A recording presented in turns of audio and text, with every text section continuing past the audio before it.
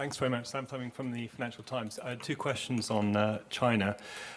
Firstly, the US recently announced very stringent export controls in the area of semiconductors and technology exports to China.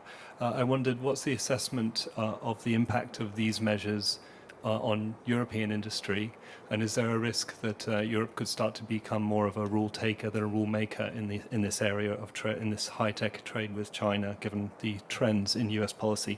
And the second was one this week, the US Navy chief warned that there could be an invasion of Taiwan by China before 2024. I wondered if you sense amongst the EU leaders a similar concern. How high is this concern right now, based on the debate we had today? Thank you. For us, the topic of the semiconductors is of crucial importance. And these topics we discuss, for example, with our American friends in the Trade and Technology Council. This is the place where we figure out how we go forward, what the differences are in the approaches, what the differences are, for example, in the legal settings. And therefore, it's excellent that we have this Trade and Technology Council. It is taking place on a regular basis. This is the place to discuss that. Overall, for the semiconductors, it is very clear that we know we have strength. For example, ASML, very well known in the Netherlands, but we also have weaknesses, and therefore the CHIPS Act puts a very strong emphasis to reunite all our forces, to join forces from the member states, from the private sector, from the investment sector, the research sector, and of course the European level, to make sure that we increase rapidly the amount of semiconductors we are able to produce in the European Union. We want to increase the share that we have on the global production, knowing that today we are still far too dependent on other regions for semiconductors we urgently need. And this has to change, and therefore this massive investment following the CHIPS Act. You know that first results are already on the way. So for us, this being active on the ground and with our American friends being in very close contact, but self-confident on how we deal, for example, with American policies, that is the Trade and Technology Council. Suzanne. Sur la deuxième question, je n'ai évidemment pas l'intention d'exprimer des prophéties sur le terrain, sur le terrain militaire. La position de l'Union européenne est très connue sur la question que vous évoquez. Il est certain que nous rappelons la position classique de l'Union européenne en lien avec Taïwan. De manière générale, le débat qui a eu lieu montre bien l'ambition de l'Union européenne d'être un acteur influent pour défendre les principes auxquels nous croyons, y compris les principes de liberté et de droits humains. Freedoms and, Suzanne, yes, and human rights. Hello, okay. Hi, Suzanne Lynch from Politico. Two different questions, maybe the first one directed to President Michel and the second one to President von der Leyen. President Michel, I'm just wondering, there was obviously a very strong intervention by Vladimir Zelensky last night, presenting a pretty dire warning about what's happening in the south of the country with Russia mining this dam. How concerned are you about that, and are there going to be further discussions on this very potentially imminent new threat in Ukraine? And then maybe if you want to answer that first, then I'll do. No, just this is an additional element, and an additional information shared yesterday evening by President, or yesterday in the afternoon by President Zelensky. And we have observed, and you're observing, an escalation by Russia. We have observed the mobilization, we've observed the attempt with these illegal annexations. We've also observed the horrible shootings and targetings on civilians and on civilians infrastructure.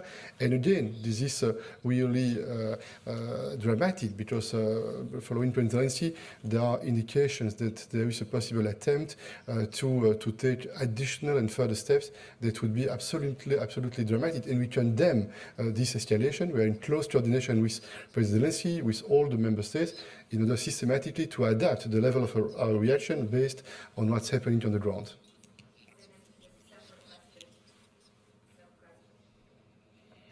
Another question for President von der Leyen. Is it time now for some kind of an EU-wide instrument to alleviate the financial cost of energy? We heard that the outgoing Italian Prime Minister Mario Draghi, mentioned this point.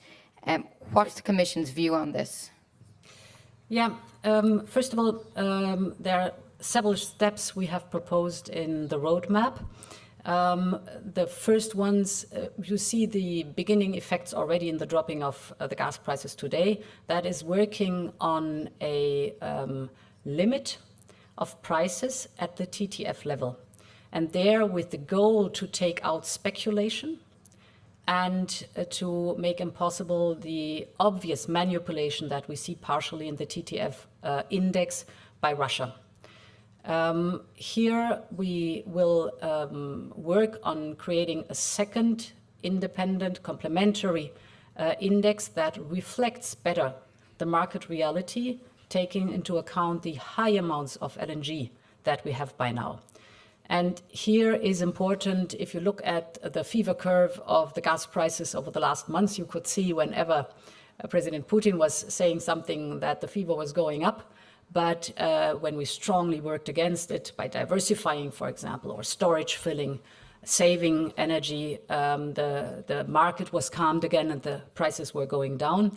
And this shows how much speculation is in these price spikes that we want to cut off or tame with this first market correction instrument. The second topic we are looking at is the partial decoupling of gas from the formation of the electricity price.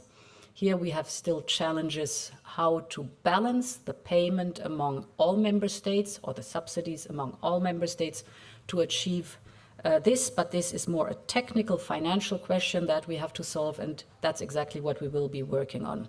And then indeed the third element is the investment. That is Repower EU. Up to 300 billion euros are potentially in Repower EU.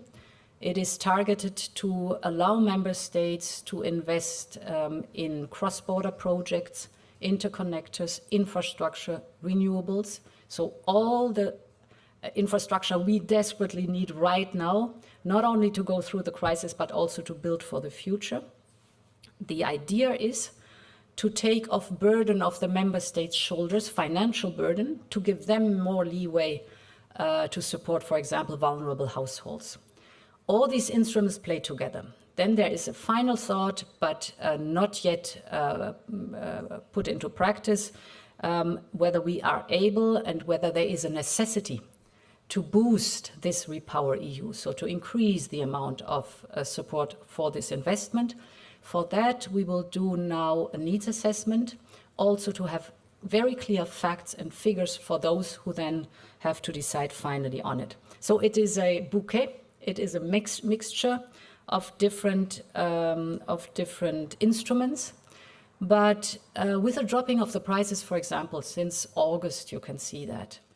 A lot is already achieved by taking off burden from the member states' shoulders, financial burden from the member states' shoulder. It's not enough, don't get me wrong.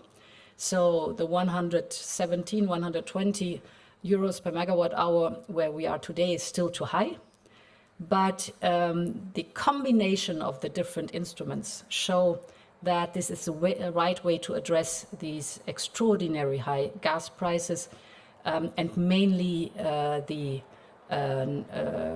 factors that are speculation and manipulation in it.